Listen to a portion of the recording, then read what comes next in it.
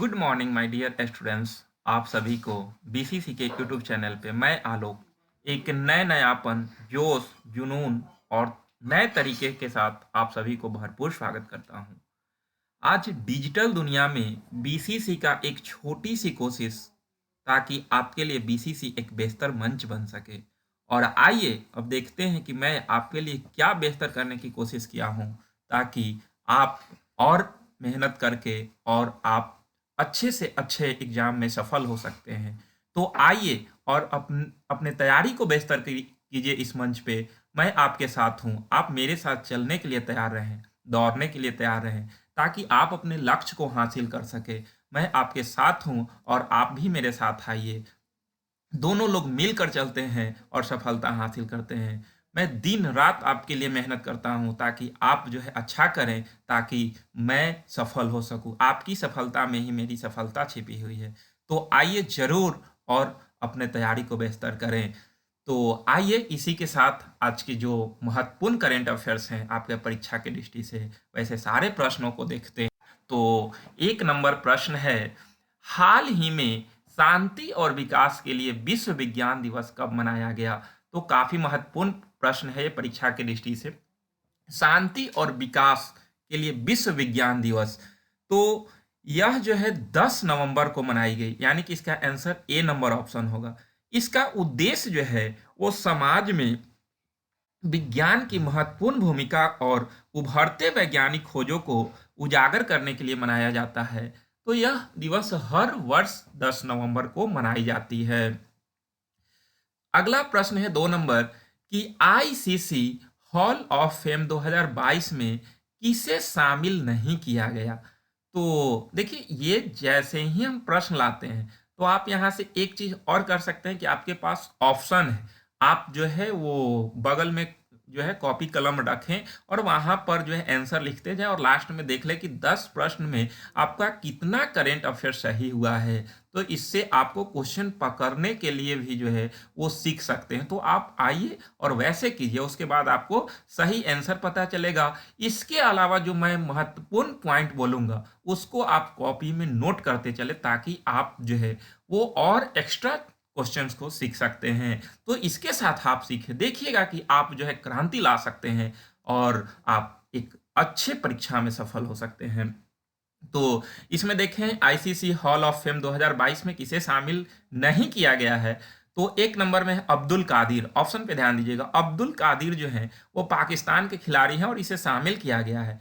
Charlotte Edwards, यह England के खिलाड़ी हैं, महिला हैं, इनको भी शामिल किया गया है। शिव नारायण चंद्र पॉल, ये बांग्लादेश के खिलाड़ी, और इन्हें भी शामिल किया गया है। जबकि चौथा है डैरेन गंगा, इन्हें शामिल नहीं किया गया है। तो यानी कि इसका उत्तर डी नंबर ऑप्शन होगा, ध्यान रखें।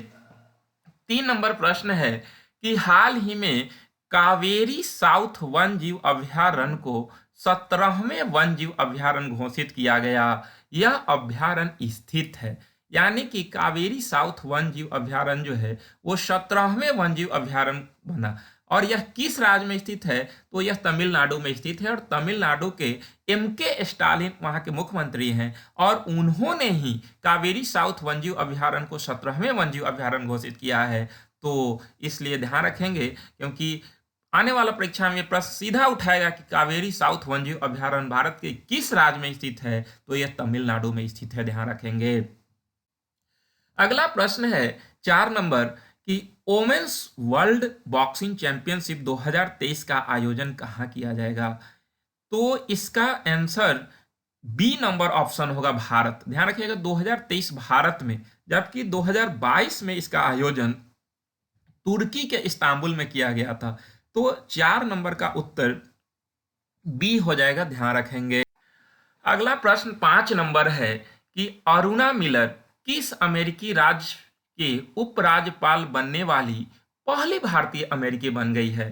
तो अरुणा मिलर जो है वो संयुक्त राज्य अमेरिका के एक प्रांत है मैरीलैंड, जो वहाँ की राज्य है। तो वो मैरीलैंड के पहल उपराज्यपाल बनी, और यह पहली भारतीय अमेरिकी, देख रहे हैं कि आज जो है वो दुनिया के कई देशों में भारतीय जो है वो कहाँ से कहाँ तक पहुँच गए। अभी ब्रिटेन में जो है वो देखें कि भारतीय मूल के ही व्यक्ति जो हैं वो प्रधानमंत्री बन चुके हैं, ऋषि सुनक। तो इस तरह से आज भारतीय जो है दुनिया के कई देशों में कौन कौन स्थान पे कितने ऊंचे ऊंचे पद हासिल कर रहे हैं। तो इस तरह से हमारा भारत जो है महान है। और इसी क्रम में अमेरिका राज्य के उपराज्यपाल बनने वाली पहली भारतीय अमेरिकी बनी है मैरीलैंड में, और उनका नाम है अरुणा मिलर। खासकर ये भारत के हैदराबाद से संबंध रखती है, ध्यान रखना है। अगला प्रश्न है 6 नंबर कि किस संस्था ने कहा कि 2022 में यूरोप में गर्म मौसम से कम 15,000 लोगों की मौत हो गई।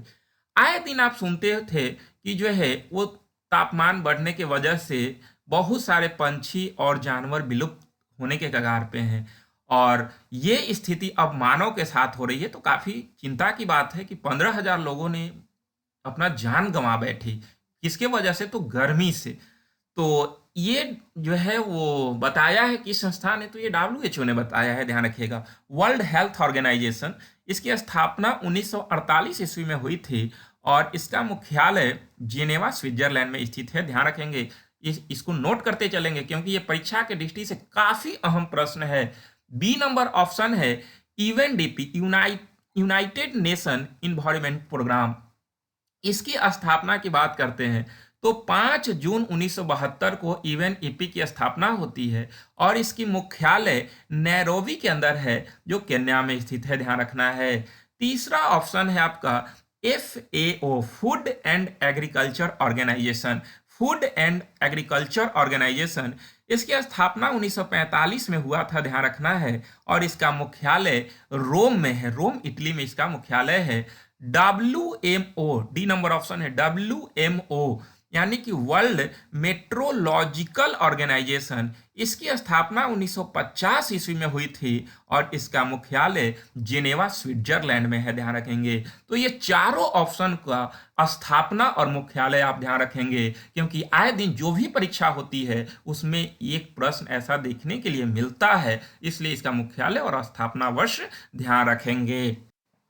अगला प्रश्न है कौन सी राज्य ने राज्य पुलिस कर्मियों के प्रशिक्षण के लिए सेवानिवृत्त सेना के दिग्गजों को शामिल करने का निर्णय लिया।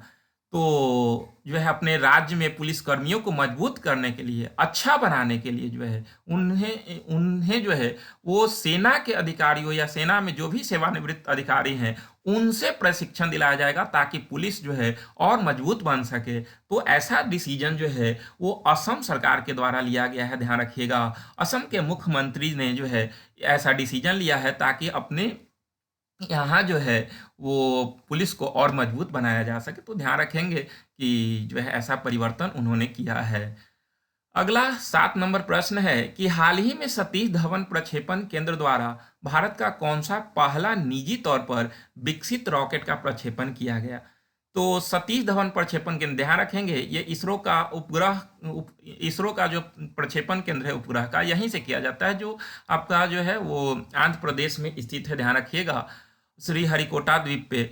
और यहीं से जो है भारत के पहला निजी तौर पर जो विकसित हुआ है रॉकेट, उसका प्रक्षेपण किया गया। इसका नाम है विक्रम-S, ध्यान रखेंगे, विक्रम-S इसका नाम है और इसका आंसर ए नंबर ऑप्शन होगा। तो विक्रम-S ध्यान रखेंगे क्योंकि अंतरिक्ष के जनक जो माना जाता है वो विक्रम साराभाई को ही माना जाता है, अंतरिक्ष विभाग का जनक विक्रम साराभाई को, और उन्हीं के नाम पर जो है वो विक्रम, इसका नाम पर है विक्रम-S, ध्यान रखेंगे। अगला प्रश्न है 8 नंबर प्रश्न कह रहा है कि वीर नारियों के कल्याण और शिकायत के निवारण हेतु वीरांगना सेवा केंद्र शुरू किया। यानी कि अगर हम बात करते हैं कि जो भी सैनिक जो शहीद हुए हैं अपना कर्तव्य को निर्वहन करते हुए, तो उनके पत्नियों को जो भी कल्याण हो सके या फिर उनकी जो कुछ भी शिकायत है उनको दूर करने के लिए भारतीय सेना ने वीरांगना सेवा केंद्र शुरू किया है, ध्यान रखेंगे। भारतीय सेना ने वीरांगना सेवा केंद्र शुरू किया, खासकर जो है वैसे महिलाओं को या नारियों को जिनके पति जो है वो शहीद हो चुके हैं, तो उनके जो भी कल्याण हो सके या शिकायत दूर किया जा सके, शिकायत का निवारण हो सके, इसलिए वीरांगना सेवा केंद्र भारतीय सेना शुरू किया। बहुत महत्वपूर्ण प्रश्न है, आप ध्यान रखेंगे। ये सारे प्रश्न को आप नोट करते चलेंगे, आपके परीक्षा के दृष्टि से काफ़ी अहम प्रश्न है ये। इसमें जो है अगर आप डेली 10 प्रश्न करते चलते हैं, आपका करंट से एक भी प्रश्न आने वाला परीक्षा में नहीं छूटेगा, ये मैं गारंटी के साथ कहता हूँ। आपके लिए देखिए कि जो है वो मैं ये सारा परिवर्तन कर रहा हूँ ताकि आपको जो है वो कोई परेशानी ना हो, आपको कोई दिक्कत ना हो, आप जो है आराम से पढ़े, घर पे बैठ कर भी करंट की तैयारी कर सकते हैं और जो है वो आप अच्छा कर सके। तो ध्यान रखेंगे, तो इसका भारतीय सेना हो जाएगा, ध्यान रखिएगा। 1 नंबर ऑप्शन है इसमें नीति आयोग, तो ध्यान रखेंगे नीति आयोग की स्थापना जो है वो 1 जनवरी 2015 को हुआ था। प्रधानमंत्री मोदी ने योजना आयोग के स्थान पर नीति आयोग लाया था और इसके अध्यक्ष जो होते हैं वो प्रधानमंत्री होते हैं। इसके पहले अध्यक्ष नरेंद्र मोदी ही हैं और वर्तमान अध्यक्ष भी नरेंद्र मोदी ही हैं। इसके अभी वर्तमान उपाध्यक्ष जो हैं वो राजीव कुमार है, ध्यान रखिएगा। तो इस तरह से ये सारे प्रश्न को ध्यान रखेंगे। जबकि महिला आयोग, तो महिला आयोग की स्थापना जो है वो देख लीजिए, इसका आंसर जो है आप कमेंट बॉक्स में करेंगे। और साथ साथ जो है अगर बात करें महिला आयोग का, तो महिला आयोग के अभी अध्यक्ष जो है रेखा शर्मा है, ध्यान रखेंगे। अगला प्रश्न है 9 नंबर की, दक्षिण भारत की पहली वंदे भारत एक्सप्रेस, दक्षिण भारत की पहली वंदे भारत एक्सप्रेस मैसूर से चेन्नई के बीच के लिए किसने हरी झंडी दिखाया? तो अभी जो है वो देश के 5वां वंदे भारत एक्सप्रेस जो है प्रधानमंत्री मोदी ने दक्षिण भारत से हरी झंडी दिखाकर शुरू की और यह मैसूर से चेन्नई के बीच चलेगी, ध्यान रखिएगा। तो इसका उत्तर 1 नंबर नरेंद्र मोदी होगा, इन्होंने ही हरी झंडी दिखलाया है, तो इसे ध्यान रखेंगे।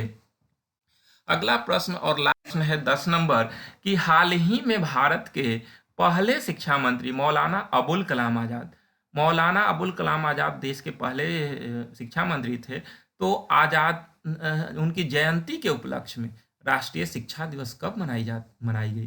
तो भारत के पहले शिक्षा मंत्री मौलाना अबुल कलाम आज़ाद जयंती के उपलक्ष्य में राष्ट्रीय शिक्षा दिवस कब मनाई गई? तो इसका उत्तर हो जाएगा, ध्यान रखिएगा, जो है वो 11 नवंबर, यहाँ पे 11 छूट गया है, आप लोग नोट कर लेंगे।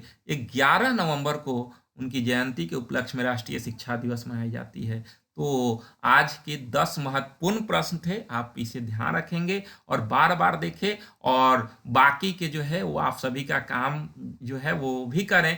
क्लास को लाइक, सब्सक्राइब और शेयर करना ना छोड़े, वो सब करते रहें और मैं आपके लिए अच्छा से अच्छा प्रश्न इस चैनल पर लाते रहूँगा और आप जो है वो तैयारी को बेहतर करें और आने वाला सभी परीक्षाओं में जो है वो सफल होकर अपने लक्ष्य को हासिल कर लें। तो आप सभी को बहुत बहुत धन्यवाद, आप सभी सफल हों।